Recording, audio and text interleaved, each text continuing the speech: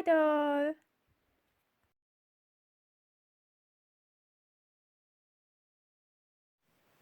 Hey there YouTube, so today is a special box opening.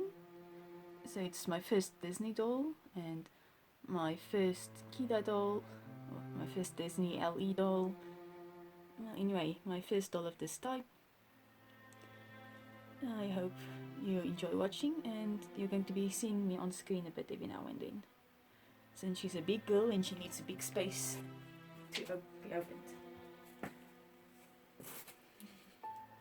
I am going to be taking a deeper look at her, since she's the first and probably only of this kind of doll that I'll ever have. Originally I was thought of ordering her back when she came out, but I'm not really that big on the Disney LE dolls, and I have preferred a more series accurate doll, or movie accurate doll, and was waiting for a regular release like Meg got. But in the end, Kida didn't get it, and this is all I have, and I found her for a good price second hand. So, let's get started. She is really big. 17 inches according to Disney. Anyway, her box can be carried around with a ribbon tied on top. I wouldn't trust it that much though. It's a satin ribbon. The whole box is a thick sturdy cardboard and has a metallic sheen to it. In the front we have limited edition Kida, one of 9,600. You see her in the box, Disney's logo on top, and all around the box we have patterns from the series, well, the movie. Here we have some of the stone masks patterns. Bottom is plain black. The top has a window with Disney Atlantis, the Lost Empire on it. And on the back we have a description of the doll, Disney and Atlantis, the Lost Empire, and some copyright stuff at the bottom, just to be able to read.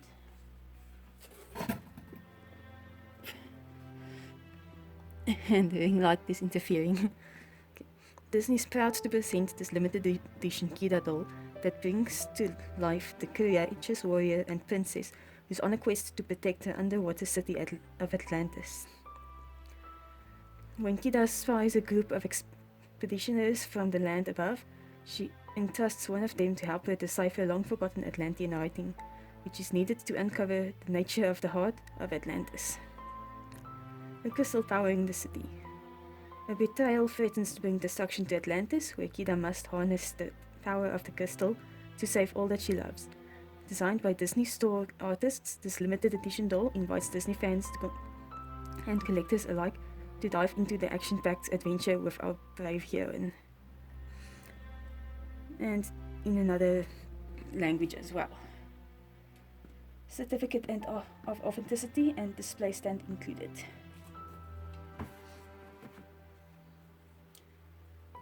So, to unbox her, you untie the ribbon and lift up this piece. Okay, so we see the fancy metallic is just a layer on top.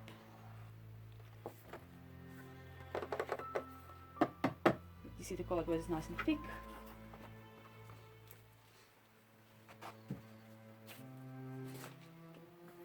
Next up we have this plastic, which continues all of the patterns on the box.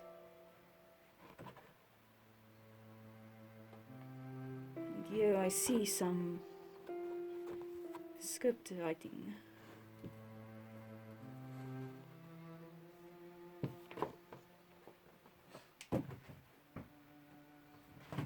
Probably harkening back to Milo. Okay. Here's the back of the box. And here's her COA. So she is number 1899.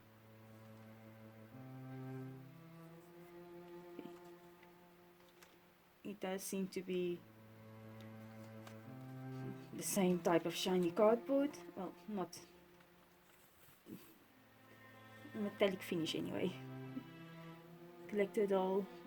Disney Atlantis Lost Empire Kida collector doll. This limited edition doll, released in 2021 by Disney Store, has been carefully designed by Disney Store artists to ensure every detail is captured. This collectible doll is sure to be a treasured keepsake for many years to come. And the back in another language. And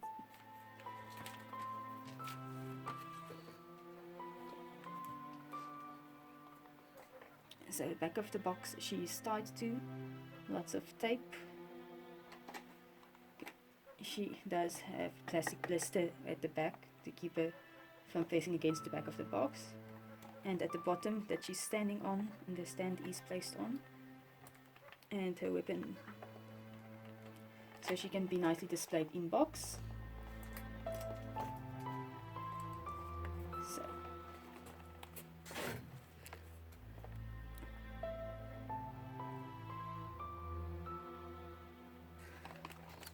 she is tacked down here, here, her cape here, 1, 2, 3 on this side, nothing at the back. It seems some plastic broke, and also the cape here.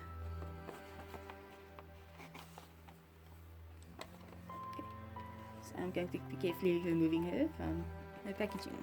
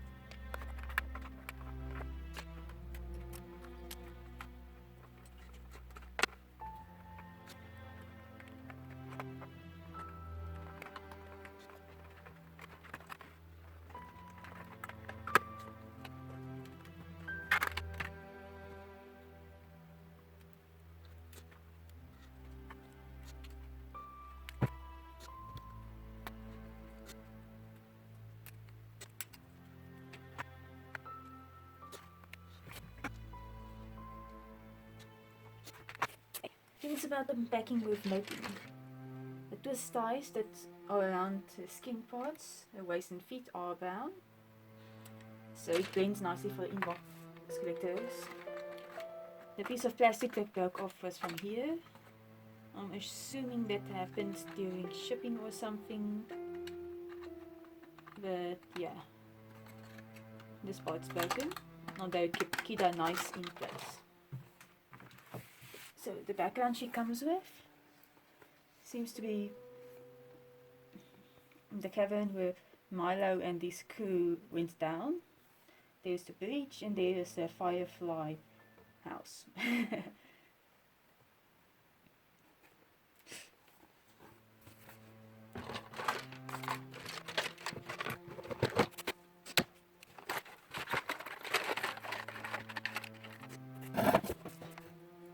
Okay, so she wasn't that hard to unbox, at least. I did struggle a bit with the tape in the back.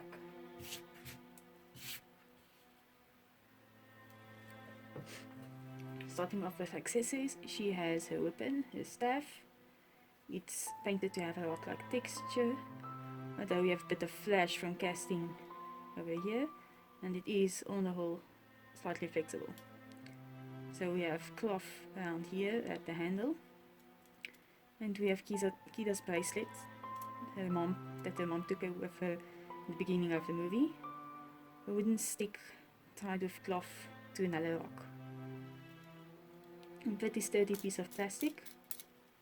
And pretty hard too.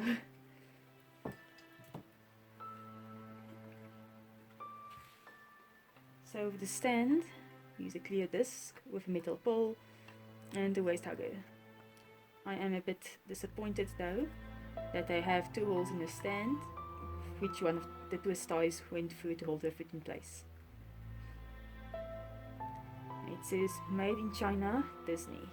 Disney made in China.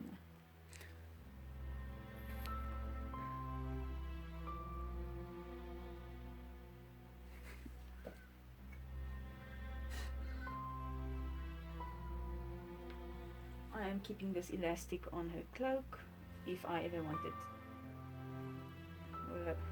if I wanted to pose it with her in her hand like this. So first thing I noticed, all the parts of Kida's hair that are gelled have yellowed. Not sure how well you can see it on camera. So let's get a bit more into why I originally didn't want this doll. This specific doll. One, because she's expensive and I won't have the guts to customize it. Because her head is a bit too big and the neck too short. I saw another reviewer say she looks younger, and I say that's because of the bigger head. As for why I haven't customized a Kida doll, it's because I would have wanted her proportions to be as she is in the movie, and I would make myself very unhappy if I wasn't able to do that. And she does have some loose hairs that I'm pulling out now.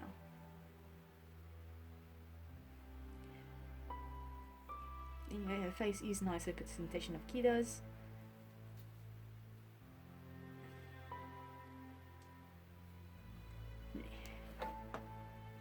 So,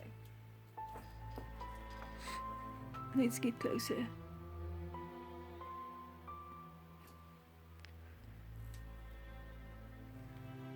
Her face is painted nicely. She has brown eyebrows and with the lashes. She has a purplish pink 2-layer eyeliner. Eyeshadow. Sorry, I don't do makeup.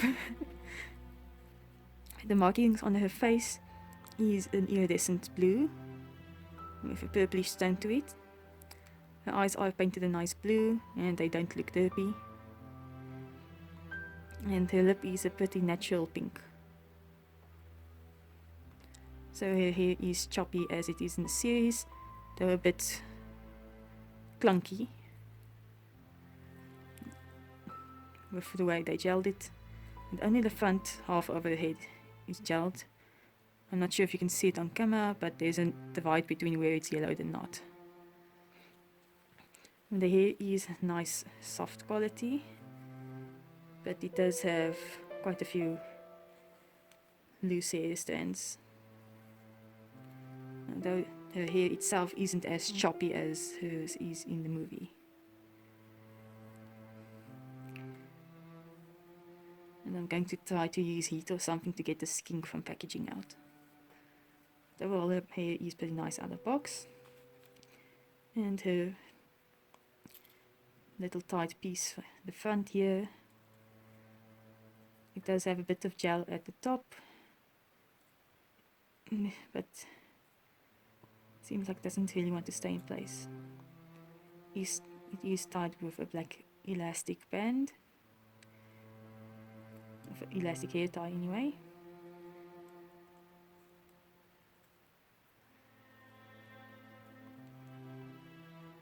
Her hair does need a bit of TLC. And she has her earring, and it's metal. And I see some gel from the hair. I should be able to wipe that off. Now we have her necklace on a metal chain. It's supposed to be glow in the dark. I'll test that at night. On her left arm we have her armor. It's akin to how it was in the movie in her first appearance, but her shoulder piece resembles her father's stone. Oh my. So as you can see, the rubber band removed the gold paint.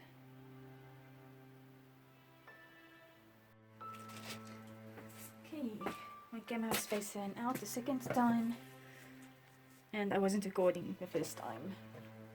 Well, the camera shifted out the frame. So, along with the chip in the gold paint here, we see the hole here with that beige paint, unpainted spot, where the chains attached to the bodice of her or her top.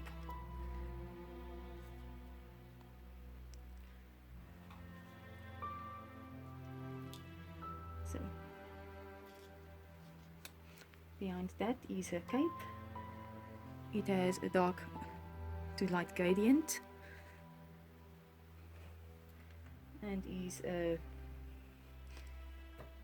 odd shape, neither a parallelogram nor a square, and it has an elastic around her arm and two ribbons that ties around her torso. Okay. Her top has a shiny iridescent-ish blue purple color shift fabric with some gold trimmings all around,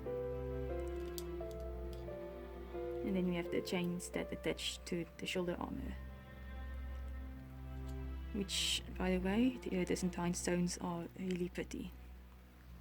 On her other arm we have the fur piece with another piece of armor kept in place by elastic, and the elastic has eaten up the paint this side as well and misshaped the plastic. Her dress, well, her skirt is very tight and she can't really move her legs inside it, which is odd considering she's very acrobatic and active. Anyway, main part of the skirt is a purple color of the same fabric as the top, but it doesn't have the color shift. The waistband and the front part and the bottom part are the blue purple color shift fabric, and we have a dark pink satin going all the way around. The top and the skirt closes in the back with Velcro though. On the front of the skirt we have some nice embroidery, and you see I've lost a rhinestone, and it is symmetric on the skirt part but not symmetric on the dangly part. Now the bottom of her skirt is, I think, an organza fabric. One side feels smooth and the other feels rough, and it has a bit of shininess to it. And the patterning is in an iridescent blue, and it is from the scene near the end of the movie in the king's chambers. The heart of Atlantis lies in the eyes of a king. Wat doen jy? Get off. And the bottom of the skirt is covered in rhinestones. The fabric is not finished off that well. It seems to not be fraying, but it's just folded over and a single piece. We can see the glue for the rhinestones through the fabric, which is a bit unfortunate. The bottom, she has a metal bangle, anklet, It looks like two, but it's one, and it's attached to her with a rubber band.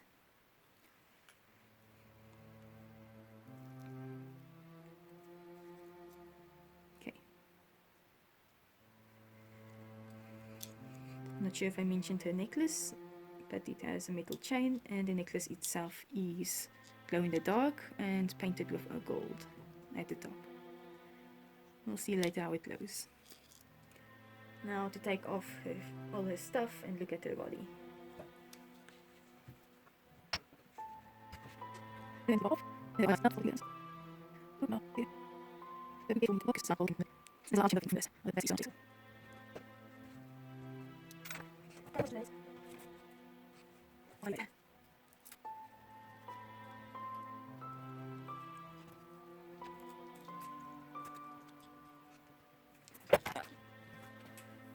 She's naked. Let's check out her sculpting and posing. She is a lot thicker in the thighs than I thought she'd be, but the thighs are hollow. And honestly, she has a very generic sculpted body. I wish her clavicle was a bit more pronounced, but what are you gonna do, Western dolls? Okay, so her head is on a ball joint.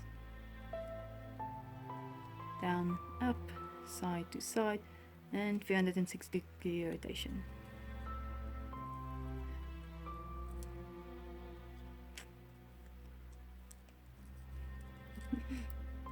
Now to fix up all her hair after that.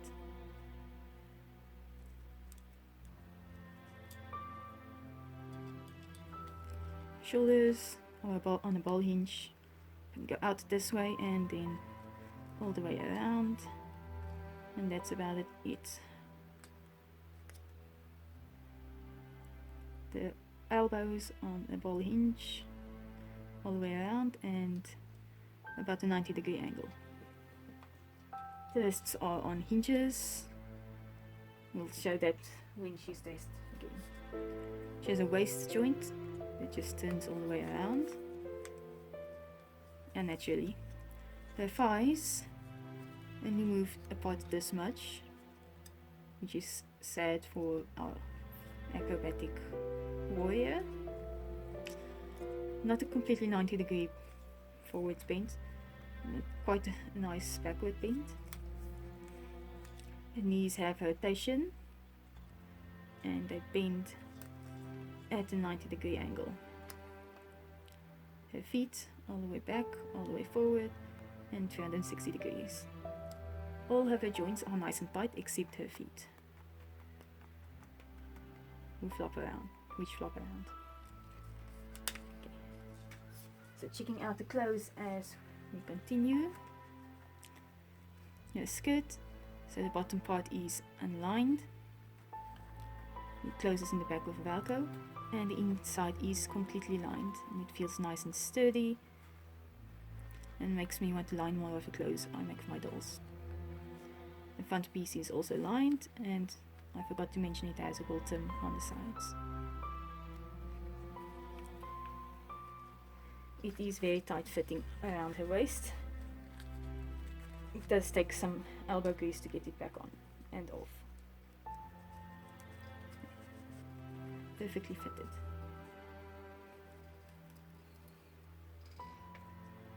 So here is her top with the elastics at the shoulders and the chains attaching to the shoulder armor.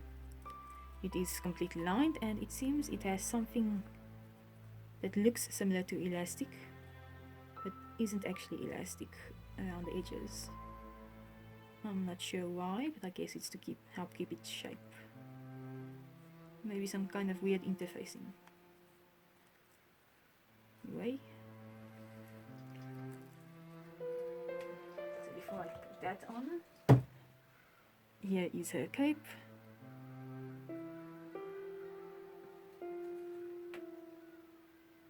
So on to the shoulder you go.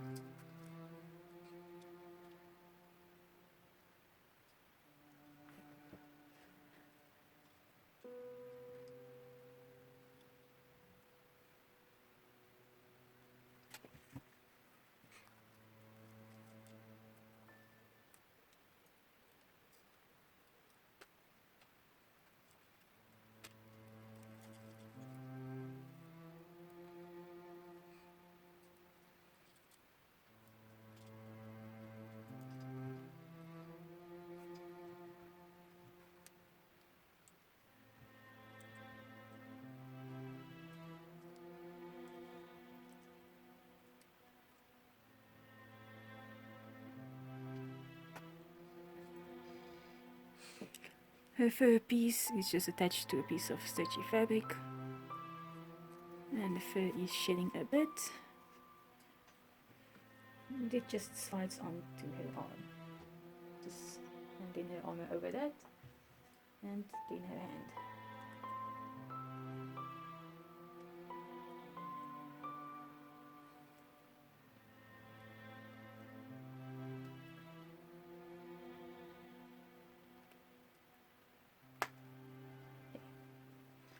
So her hand posability, she can rotate all the way, this much down, this much up.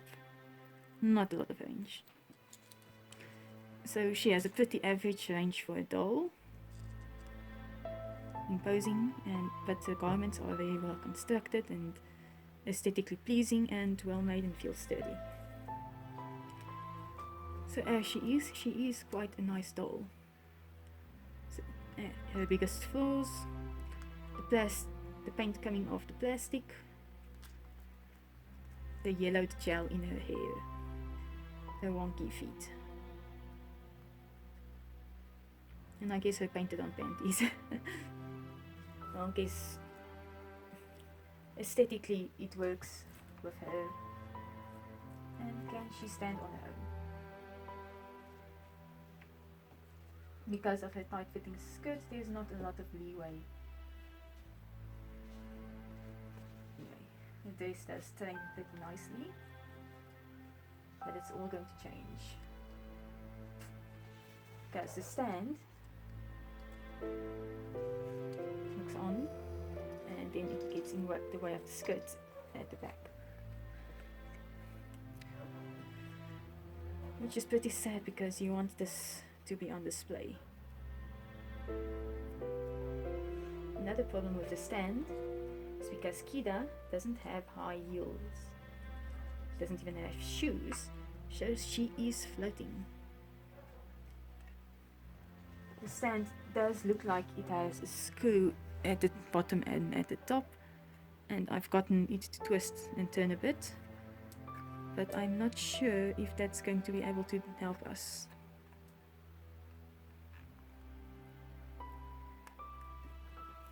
I have tried to put the stand higher up, but then it doesn't help that much, and she just doesn't want to stay on the stand. So I guess the biggest downside for her is her stand, but really they made over 9,000 of her. They could have done a bit more to get her to sit on her stand properly. My feet are underneath her heels right now. My fingers are underneath her heels.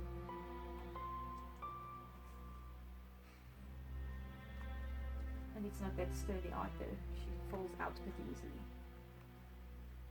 If I try to put her higher though, it's not enough. So yeah, the stand they gave her wasn't well thought out. There she falls off.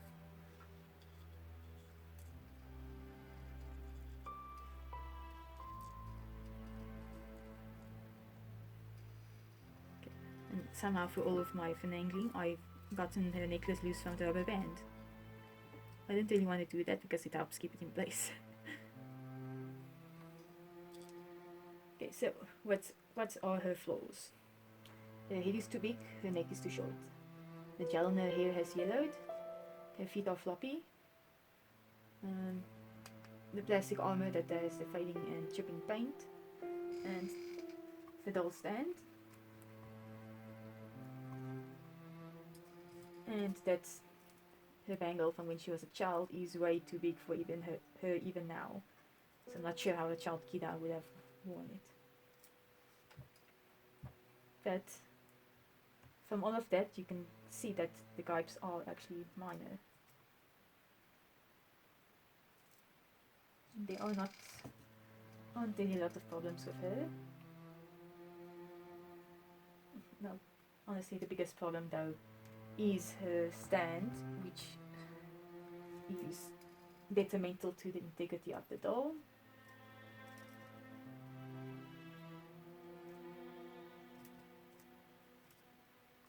And there she fell off the stand. But the others are personal gripes, I guess. Well, the yellow gel in the hair might annoy everybody.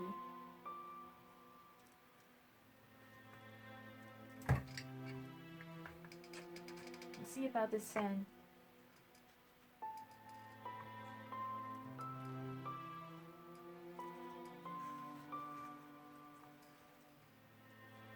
Even her weapons touches the floor while she's floating.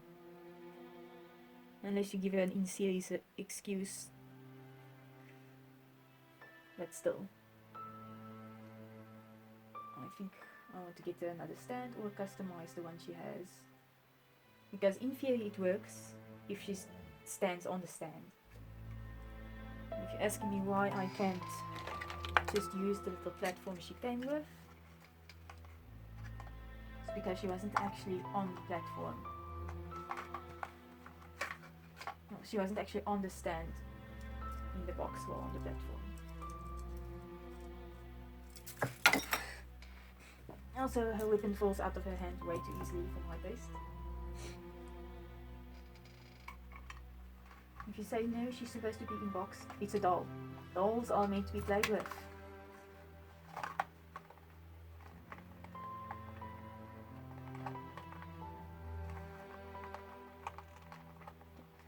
So for now, she's just going to have to...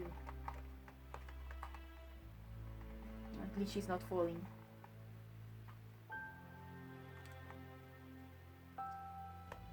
So, but despite all her flaws, I do like her. I would have been very disappointed if I got her at retail. It was $120 I think, which is a lot. Although compared to my 300 plus BJDs, it might not seem much, but they are a different kind of doll. So would I recommend her? Yeah, it's pretty much the only display-worthy doll of Kida.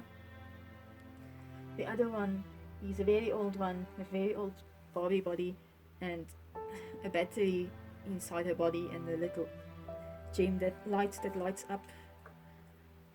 Not like this though, but like a piece of plastic embedded in her body. So yeah, that's not a nice doll. If I ever got one, I'd probably rebody her and customize her. But for now, this is a very nice Kida doll. And from that, and she's going to go on my main display for the time being. Well, most of my bigger dolls are, because I'm waiting for my new display case. Now I've got it, I think I've said it in the previous video, that it's too big to go into my room, and there's a plan in the works. Maybe I'll do a display tour once I finally got it set up. Though it's pretty much been half a year, so I don't think it's going to be sometime soon. Anyway, next I'm going to show you some clips of me comparing her with other dolls, small quarter scale dolls, and hopefully some photos. Thank you for watching, and I'll see you next time.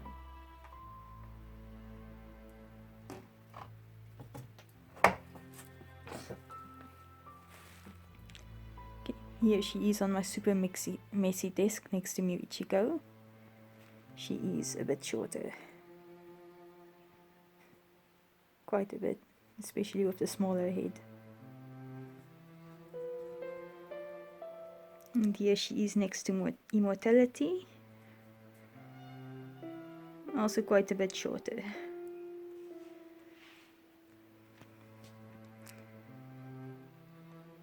So she's probably more accurate as a quarter scale doll as my BJDs, since they have more anime proportions. Okay, let's try Ayame next. And here she is next to Ayame. And Ayame's dark coloring is not doing her any good.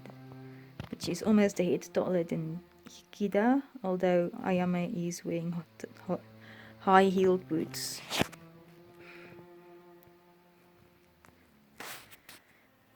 So she doesn't, well, at least with Ayame's face, her head doesn't look that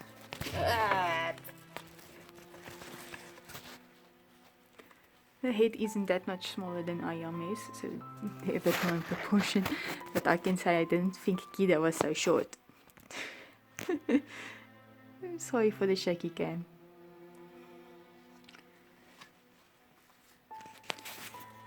And if you thought she was short next to Ayame, she's very short to my 1/3 scale boy.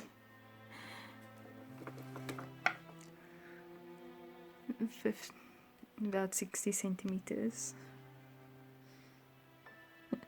She looks quite small. Anyway, thanks for watching. I hope you enjoyed this little review of Kida.